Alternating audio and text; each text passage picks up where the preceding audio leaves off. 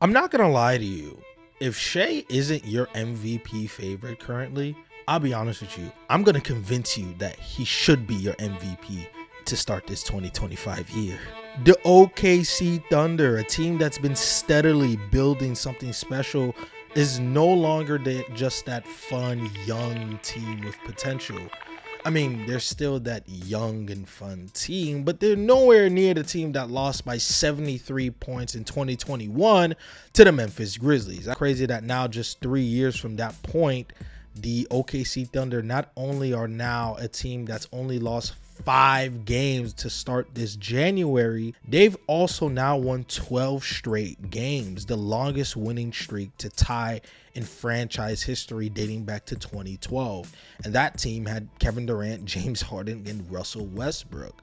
Well, this team, the heart of this run is Shai Gilgeous-Alexander, who's not just having an all-star and all-NBA season. Like I said, currently he should be your MVP favorite. I mean, if you just want to look at base averages, 31, 6, and 5 on 52 from the field, 35 from 3, 87 from the free throw line, and also 64 true shooting percentage on about 2 steals a game. I mean, that's Jordan numbers. Honestly, the last 3 years, the only other player to average at least 35 and 5 on 50% from the field was Jordan. Well, now it's also going to be Shai if he keeps up this production for the rest of this season. Again, OKC is the number 1 seed, and the world is finally starting to take notice to that. I mean, Shai as a player is very unorthodox in his way of scoring. Well, unorthodox in this way, I mean, because he's actually changed a couple things that he hasn't done the past seasons that he's doing this season that's actually working pretty well. I mean, one thing is his shooting. I mean, he's increased his rate of threes by pretty much a good number. He shot 3.6 3-point attempts last season. He's shooting about 6.2 this season.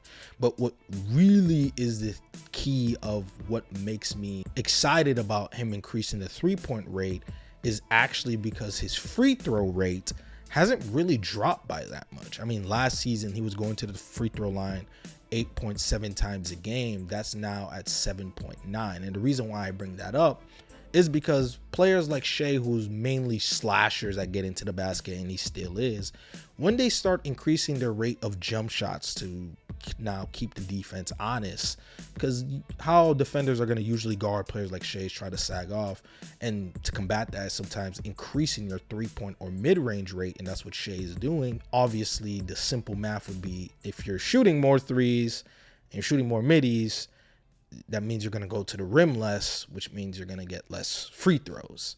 Well, Shai is getting less free throws compared to what he used to do, which was one of the best, and he's regressed to still being one of the best free throw attempts.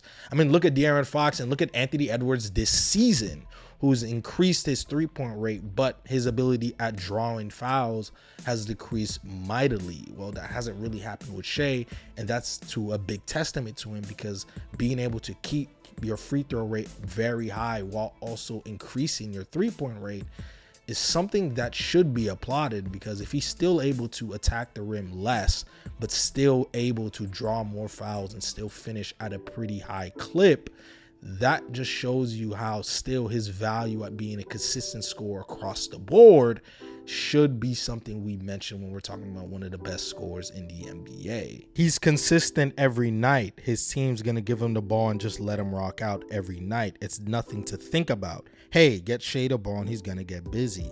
And then we're going to figure it out after that. I love watching that. It's incredible, man. If he's keeping him like that, I hope they give MVP to him this year for sure.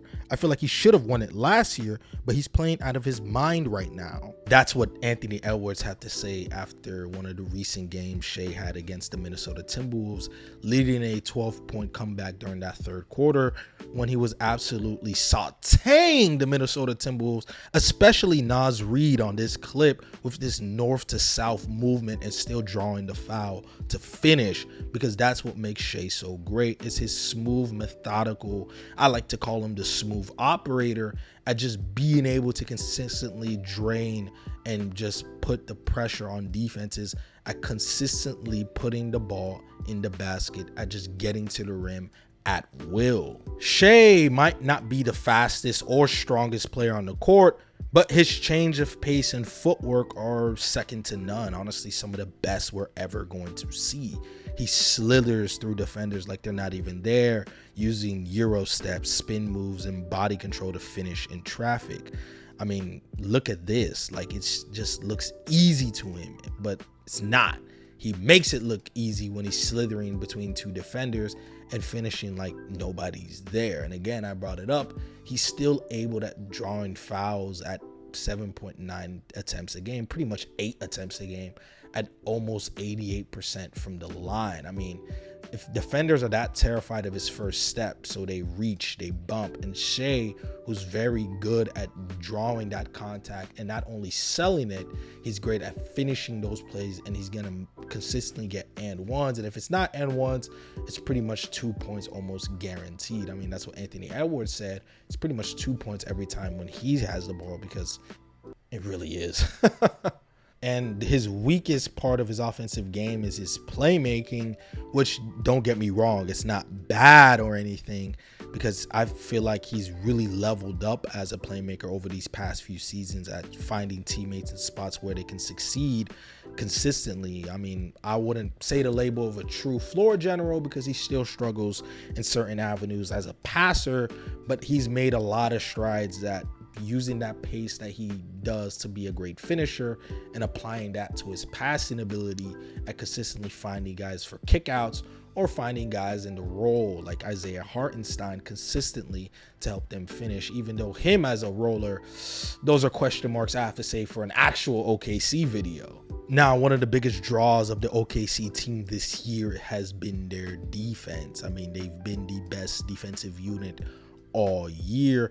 And what's funny is their star players, their superstar Shai, has honestly been very good defensively this year. I mean, he's averaging 2 steals and 1 block. And again, stats doesn't do it enough justice on how much he's improved as a defender over the years.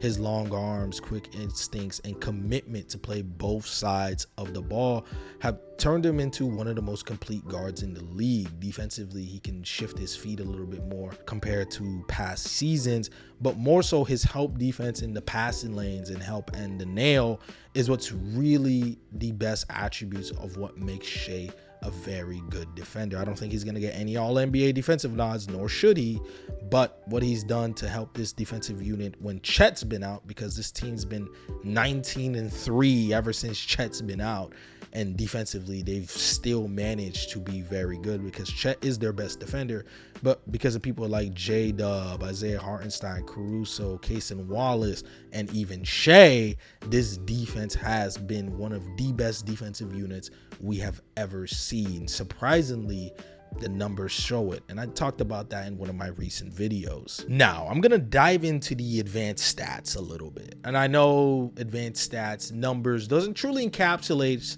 the value of what a player is, right? When we're talking about the most valuable player, advanced numbers, yes, can be skewed a little bit depending on certain lineups, just the context of certain situations, because for every player, things change, right? So the advanced stats, to me, if we're going to use that to gauge how valuable somebody is, honestly, the most valuable way you're going to do it is what I was doing in this video, by what they do on the film, but the numbers can give you a good reference to use when we're talking about how valuable somebody is.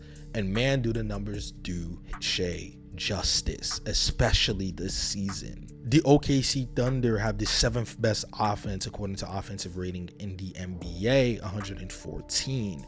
Now, when we actually just look at Shai numbers, they have a 120 offensive rating in the minutes that Shai's on the floor, with a plus 15 net rating. When Shai's not on the floor, they have a 104 offensive rating, which would be good for one of the worst offenses in the NBA, just as good as the Washington Wizards. I know. Now, some people might be saying, well, what does that look like when you don't have J-Dub or Isaiah Hartenstein on the floor with you, players that are actually very valuable? Well, when we look at the numbers with him and Jalen Williams, when Jalen Williams is on the floor and Shai's not, they have 106 offensive rating. Not good. When you add Shai in that, they have 123 offensive rating plus 23 net rating. Yeah, pretty crazy. Gets even crazier when you look at the minutes when Isaiah Hartenstein and Jalen Williams was off the floor, and in the 336 minutes Shai's on the floor, they have a 125 offensive rating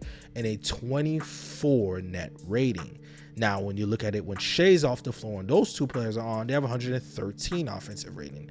Not the worst offensive rating in the NBA, but nowhere near as good as they are when Shai's on the floor. Again, take the advanced stats as you want. Again, they're not the best way to value somebody's impact, but looking at these numbers, especially the numbers with Isaiah Hartenstein and J-Dub, when Shai's on the floor and they're both off the floor, those bench units, when Shai's the guy on the floor, the fact that they're still that good, they're all-time good, because the offensive rating that I mentioned when those two players are off the floor are the best in the NBA ever. That's crazy to think that Shai impact is that large, that a team with him off is not a very good offense. Because let's be honest, for as great as a defensive unit as this team is and that I mentioned, offensively they're not that good, and there's holes that can be exploited. Everybody saw it in that in-season tournament, right? So this team offensively isn't that great, but when Shai's there, they're a top 10 offense in the NBA. Are you kidding me? You go from the worst offense in the NBA when he's not this on the floor, but one of the best offenses on the floor when he's there, and just with his minutes, they're the best offense. Again, I don't see how this guy isn't the MVP, especially when we take into account that they're at a 68 win pace. When he's on the floor, this team has a 68 win pace, the OKC Thunder. They've only lost 5 games. They're 19-3 when Chet has been out.